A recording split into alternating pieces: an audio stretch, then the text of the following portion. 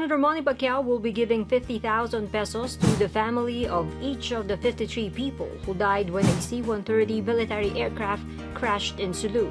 Those wounded in the crash will also receive cash aid.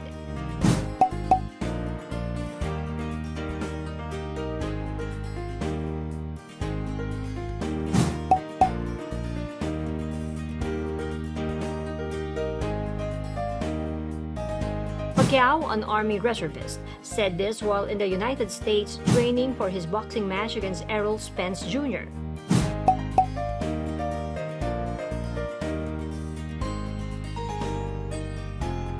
According to the Armed Forces of the Philippines, 46 people were injured when the C-130 plane of the Philippine Air Force crashed before landing at the Hulo port.